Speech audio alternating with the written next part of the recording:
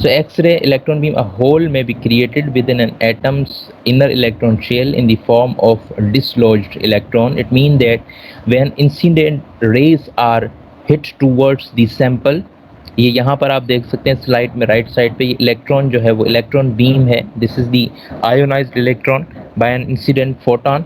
तो incident raise के through क्या है, ये आपका जो इलेक्ट्रॉन बीम है ये सैंपल को हिट करती है and there is hole created in the valency shell.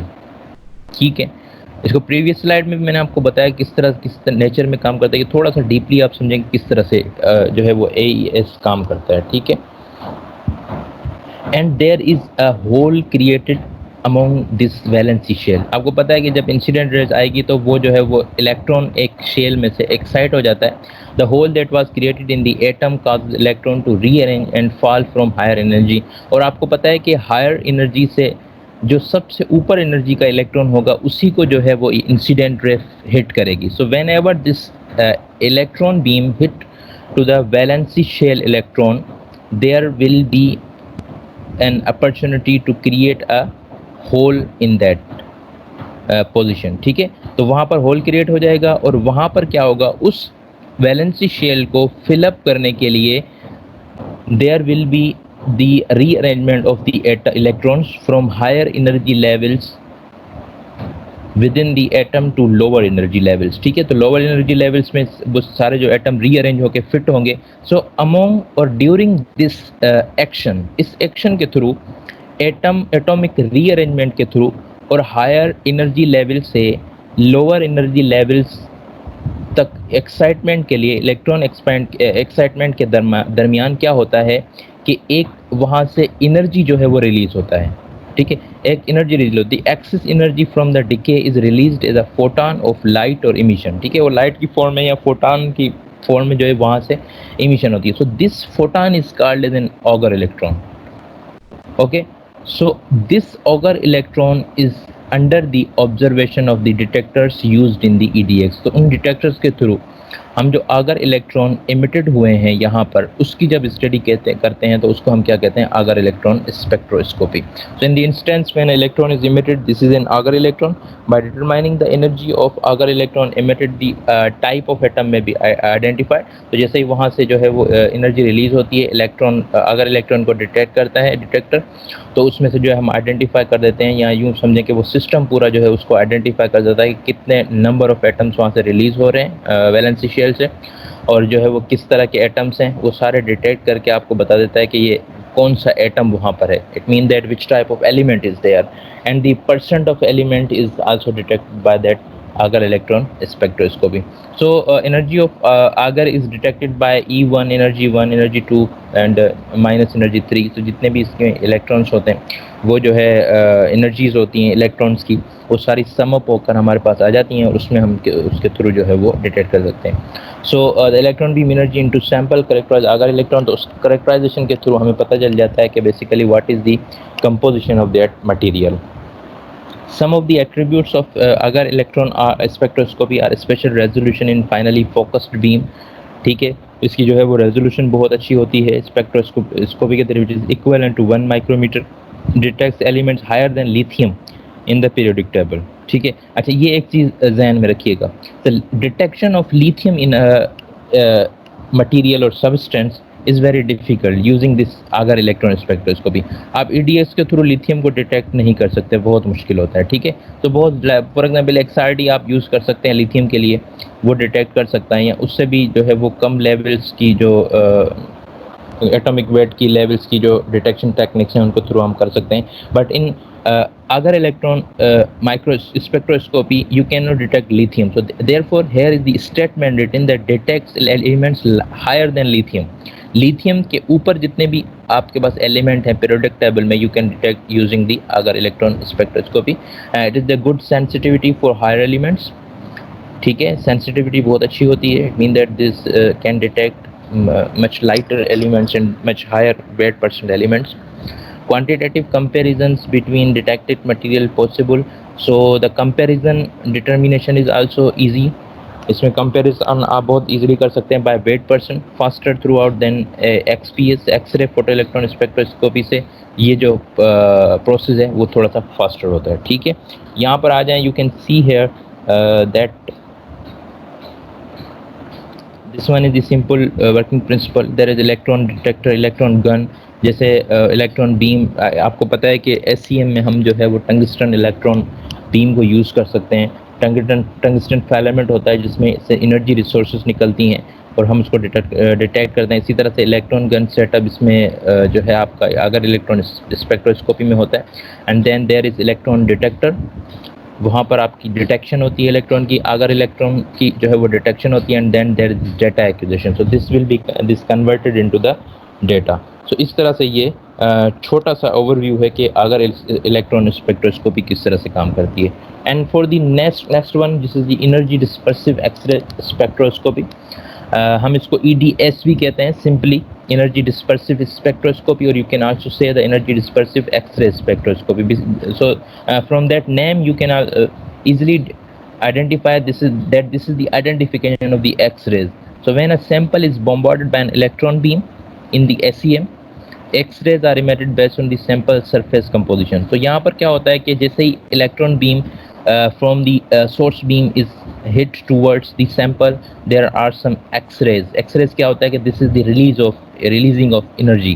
So there is H and V are given there, where H is the frequency, V is the frequency of the electron and H is the Planck's constant. तो इनको जो है multiply करते हैं तो हमारे पास energy जो है एनर्जीज टोटल जो इनकी हैं वो आ जाती हैं। तो ये हमें कैलकुलेट हमें करने की ज़रूरत नहीं है, this is the calculated already by the machine. So इस सिस्टम में जो है क्या होता है कि ये एक्स रेज या जो रेज रिलीज होती हैं in the form of x rays are emitted based on sample surface in much the same way Auger physics work. जैसे आगर इलेक्ट्रॉन स्पेक्ट्रोस्कोपी में आप स्टडी कर चुके हैं कि आगर में क्या होता है कि हम एक फोटॉन होता है जिसको हम अगर इलेक्ट्रॉन कहते हैं, remove from the valency shell and we detect using the detectors of the Auger spectroscopy. तो उसके हम थ्रू जो है हम अगर करते हैं, यही बिल्कुल सेम है। A decaying higher energy electron fills an electron hole in a lower energy shell. ठीक है, तो जैसे ही हायर एनर्जी लेवल से लोअर एनर्जी लेवल की तरफ आता है, so the energy is released as the higher energy electron decays to fill the hole. X-ray energy is emitted due to the high energy electron falling into a low energy shell location. तो उसमें क्या है, high energy level से low energy level में आता है, तो उसमें से जो एक्सरेज इमिट होती हैं हम उसको करेक्टराइज करते हैं। ठीक है, करेक्टराइज करते हैं। तो उन एक्सरेज को करेक्टराइज करके अगर हम किसी मटेरियल को की एलिमेंटल एनालिसिस कर रहे हैं, केमिकल एनालिसिस कर रहे हैं, तो उसको हम क्या कहते हैं, EDX energy dispersive spectroscopy. Some of the attributes of EDS are, यहाँ पर फाइनल में आ जाएं, ये सिंपल कैलकुलेशंस हैं, इसके हमें फ़िलहाल ज़रूरत नहीं है। When we will go through the numericals then we will study that by the way how can we calculate this energy of the frequency of photons and the energies of different atomic structures. So one of the advantage of this EDS is scans of materials are very fast in 5 to 10 minutes within SEM, high sensitive for material detection. यहाँ पर आप fix spot size पर आप इसकी study कर सकते हैं and this can be detected in 5 to 10 minutes. आप कोई भी एक एलिमेंट रखें, वहाँ पर एटॉमिक स्ट्रक्चर होगा आपके पास या सब्सटेंस वहाँ रखते हैं, तो वहाँ पर 5 से 10 मिनट में आपके पास उसके रिजल्ट्स आ जाते हैं। Can use relative intensity comparison. Intensity is direct function of the local concentration of the element, तो इसके इंटेंसिटी से भी हम जो है वो रिलेट कर सकते हैं। तो इसको फिलहाल छोड़ दें आप, इंटेंसिटी किस तरह से होगा आपको कंफ्यूज करेगा। Elements from the around boron and above can be detected. Qualification of higher electron is poor. Heavier elements can be qualified to within 0.1% weight percent. ठीक है, तो जितना परसेंटेज ज़्यादा होगी उस हिसाब से ये डिटेक्ट करके आपको बता देगा। यहाँ पर आप देख सकते हैं, तो this is the SEM electron scanning electron microscope. This unit is attached with that SEM। ठीक है, this unit is called as a EDS energy dispersive spectroscopy unit इसको हम कहते हैं। और यहाँ पर इसका जो है वो इसके कंप्यूटर के साथ एक यूनिट भी अटैच होता है जिसके थ्रू हम इसको ऑपरेट करते हैं। So there is operating procedure in the computer is different than the scanning electron microscope. उसके लिए सॉफ्टवेयर डिफरेंट होता है, इसके लिए सॉफ्टवेयर डिफरेंट होता है। हम उसको जो है वो ओपन करके उसके थ्रू एलिमेंट्स को डिटेक्ट करते हैं। And this one is the EDX detector. ठीक है। यहाँ पर एक ईडीएस डिटेक्टर होता है जिसको हम इसको गियर्स टाइप एक दिया होता है, इसको आप रिवॉल्व करके आप ईडीएस को करीब लाते हैं सैंपल के, और करीब लाने के बाद आप इसको जो है वो डिटेक्ट करते हैं कंप्यूटर के through, and this unit is filled up, this cylinder is filled up with liquid nitrogen, क्योंकि इसको हमें बहुत कूल अप करना पड़ता है, तो इसको हम लिक्विड नाइट्रोजन से फिल अप कर देते हैं, and then the results are given in that graph. अब यहाँ पर देख सकते हैं ये रिजल्ट्स गिवन है, ठीक है। तो आप इसके थ्रू, एक ग्राफ के थ्रू भी ये रिजल्ट्स आ जाते हैं और ये टेबुलेशन के फॉर्म में भी आ जाते हैं, and this periodic table is given to select the elements. For example, you are testing the iron, so you know that which type of elements are present in iron. तो आपको उसके लिए differentiate करने की जो है वहाँ पर ज़रूरत होती है कि अगर 26 एलिमेंट्स आपको डिटेक्ट करने, तो आप वहाँ पर एलिमेंट डिटेक्ट करते हैं कि I have to select these elements, I have to identify carbon, sulphur, phosphorus, manganese, और इस तरह के जो है वो एलिमेंट्स जो प्रेजेंट हैं आयरन में वो मुझे डिटेक्ट करने हैं। So we can detect easily these atoms or the number of elements in the EDS। तो अगर आप सारी पीरियोडिक टेबल आप कर देते हैं वहाँ पर सिलेक्ट, तो यहाँ पर क्या होगा कि बहुत ज़्यादा डिस्ट्रैक्शन और डिस्टर्बेंस जो है वो आपको नज़र आएगी इस ग्राफ में। That is why it is must to select the elements which are required to detect in the EDS। ठीक है, यहाँ पर अगर कोई क्वेश्चन करना चाहता है तो क्वेश्चन कर सकता है, अदरवाइज हम जो है वो प्रोसीड करें इसको। ठीक है, आ जाए नेक्स्ट पे। जी जी सर, इसमें और जो आपने भी बताया EDS और अगर इलेक्ट्रॉन स्पेक्ट्रोस्कोपी में फ़र्क सिर्फ जो है वो एक्सरेज का है? जी हाँ बिल्कुल, इसमें देखें आपका जो है EDS में सिर्फ एक्सरेज का और उसका फ़र्क होता है, लेकिन अगर स्पेक्ट्रोस्कोपी में अगर आप देखें तो वहाँ पर आपका जो डेटा इंटरप्रिटेशन होती है वो ज़्यादा ईजिली होती है as compare to the EDX। अब इसमें मैं डिफरेंस बता रहा हूँ आपको, ठीक है। EDS में इसका थोड़ा जो है वो इंटरप्रिटेशन डिफिकल्ट होती है, उसमें इंटरप्रिटेशन बिल्कुल ईजी होती है, मतलब आपको टेबुलर फॉर्म में ईजिली वहाँ से मिल जाते हैं। इसको फिर हमें मैन्युपुलेट करके डेटा को कन्वर्ट करना पड़ता है, ठीक है। सेकेंड वन, वहाँ पर जो है वो इस तरह से EDX में जिस तरह से आप किसी एक फिक्स स्पॉट को पॉइंट आउट करके आप मटेरियल को यूज़ करते हैं कि एक फिक्स पॉइंट पे या एक फिक्स स्पॉट पे हमें जो है वो इसकी एलिमेंट एनालिसिस चाहिए, तो अगर इलेक्ट्रॉन में जो है वो ये इशू नहीं होता। और सेकंड वन, आपके पास बहुत सारे ऐसे होते हैं जो एलिमेंट्स या सब्सटेंसेस होते हैं जिनको हमें ज़रूरत पड़ती है कि हम उनके अगर इलेक्ट्रॉन्स के थ्रू ही उनकी स्टडी करें, for example some of the soft materials, तो वो जो है हमारे लिए ईजी रहता है। और इसमें मेजर जो डिफरेंस है वो वर्किंग प्रिंसिपल का भी डिफरेंस है, ठीक है। तो इसमें क्या होता है कि EDX में आप जो है यूज़ कर रहे होते हैं एक्सरेज को डिटेक्ट करके यूज़ कर रहे होते हैं, और उसमें जो है आप डिफरेंट यूज़ कर रहे हैं। Mic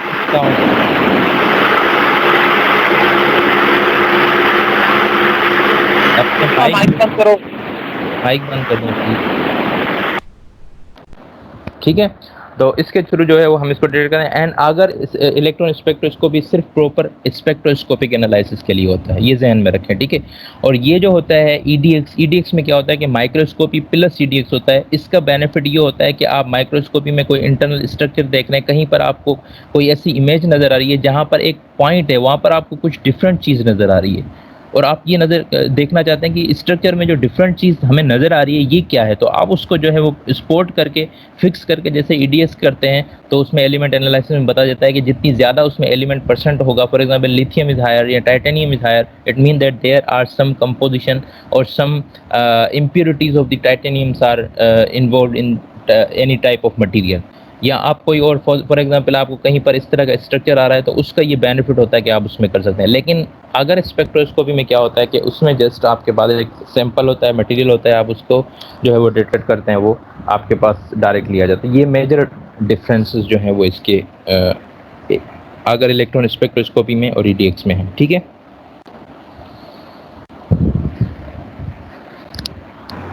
yes sir. ओके, अच्छा ये फाइनल आखिरी स्लाइड में आ जाएं यहाँ पर इलेक्ट्रॉन। जी जी सर, ये हम जो ग्राफ था इससे कैसे पता चलता है? इसमें तो सिर्फ लाइंस ग्राफ की पीक्स शो हो रही हैं, हम इसमें से एलिमेंट कैसे डिटेक्ट करते हैं? अच्छा देखें, यहाँ पर जो आपको ग्राफ नज़र आ रहा है, मैं एक दो ट्राई करता हूँ कि एक मिनट, जस्ट एक मिनट। मैं आपको एक दो और जो है वो ग्राफ दिखा देता हूँ, उसमें थोड़ा सा आपको क्लियर हो जाएगा बेसिकली इसकी इंटरप्रिटेशन किस तरह से होती है and how can you use the energy dispersive.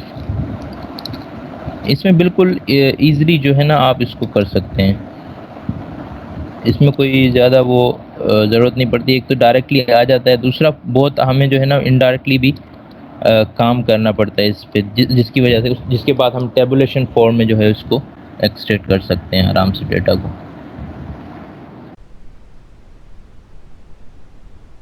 अच्छा देखें, एक ग्राफ है यहाँ पर, मैं ग्राफ को ओपन कर रहा हूँ, ठीक है, आप इसको देख लीजिएगा। 1 मिनट में इसको सेव कर लूँ ताकि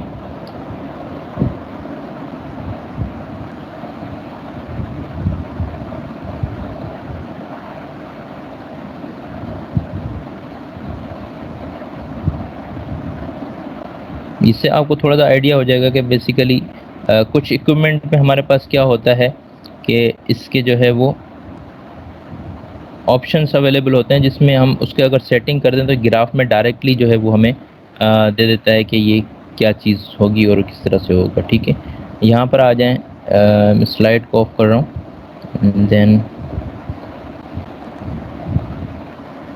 ठीक है। सो दिस वन इज नजर नहीं आ रही सर। हाँ, अब देखते हैं, अब नज़र आ रही है। यस सर, अब यहाँ नजर पर आ रही है सर। मैंने एक इमेज खोली, इसको मैं थोड़ा जूम करता हूँ क्योंकि इमेज थोड़ा क्वालिटी वाइज अच्छी नहीं है, तो इसको आप जूम करके देखेंगे तो यहाँ पर आपको कुछ एलिमेंट्स के नाम नज़र आ रहे होंगे, बोरान, कार्बन एंड नाइट्रोजन। ठीक है, ग्राफ में आप देख सकते हैं। Yes sir.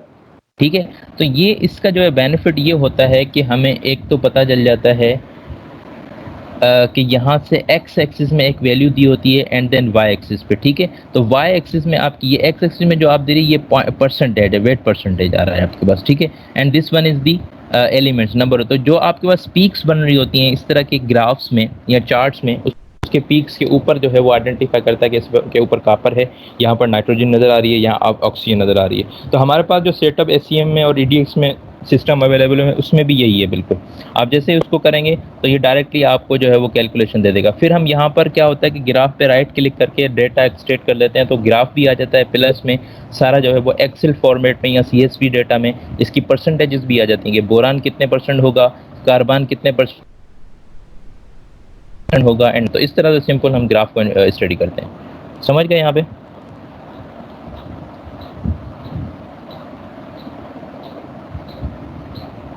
अच्छा सर, ठीक है। ठीक है, इसको आ जाएं, स्लाइड पे आ जाएं दोबारा।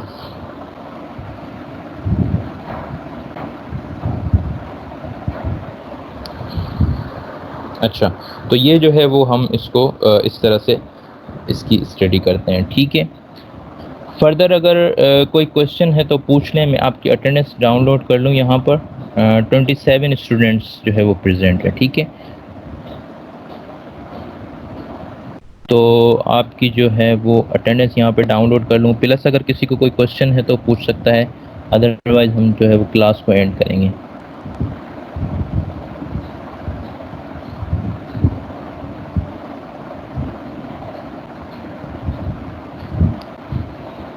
ठीक है, अगर कोई क्वेश्चन पूछना चाहता है कोई पूछ ले काइंडली, अदरवाइज क्योंकि मुझे कुछ जाना है कहीं पर, तो फर्दर जो है हम इसको कल इंशाल्लाह कंटिन्यू करेंगे, अगर अभी आपने कुछ पूछना है तो। सर पीपीटी दे दें सर इसकी। पीपीटी यार ऑलरेडी अपलोडेड है इसमें, एमएस टीम में आप जाकर थोड़ा सर्च करें। बाकी मैं अभी इसको रख देता हूँ यहाँ पर। सर व्हाट्सएप ग्रुप में नहीं है सर? व्हाट्सएप ग्रुप में अभी मैं फॉरवर्ड कर देता हूँ। ठीक है, वहाँ पे एमएस टीम में तो आपके पास पड़ा हुआ है फाइल में, उसमें जो है मैं दोबारा कर देता हूँ। ठीक है, कोई और क्वेश्चन है तो ठीक है, वरना फिर लीव करें। सर जिस तरह से परसेंटेज देख रहे हैं एलिमेंट्स की, जी जी सर आवाज आ रही है? जी जी बिल्कुल बिल्कुल।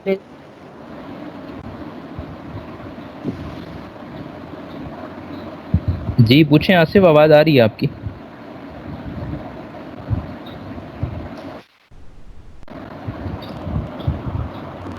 हाँ आसिफ, आवाज कट गई आपकी दोबारा।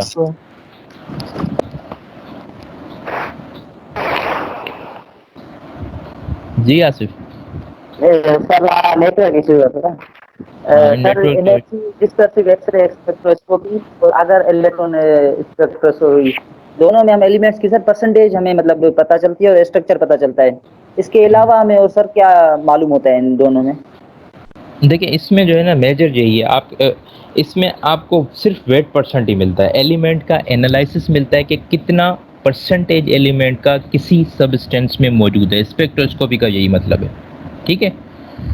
हाँ, अगर आप इसकी मार्फोलॉजी चेक करते हैं फिर वो माइक्रोस्कोप। सिर्फ ये दो चीज़ें जो है ना इसमें। फर्दर अगर आपके पास स्ट्रक्चर, क्रिस्टल स्ट्रक्चर वगैरह देखना है तो उसके लिए कोई दूसरी टेक्निक्स होती हैं। सर वेट परसेंट कौन से में सर मालूम करते हैं? देखिए वेट परसेंट आप अगर इलेक्ट्रॉन स्पेक्ट्रोस्कोपी में चेक करते हैं, एनर्जी डिस्पर्सिव स्पेक्ट्रोस्कोपी में आप इसकी वेट परसेंट चेक करते हैं। एंड इसके नहीं, इलेक्ट्रॉन माइक्रोस्कोपी जो है वो मॉर्फोलॉजिकल स्टडी होती है, उसमें आप सिर्फ स्ट्रक्चर को देखते हैं, उसमें कंपोजिशन का पता नहीं चलता हमें। अच्छा सही है। Anyone else?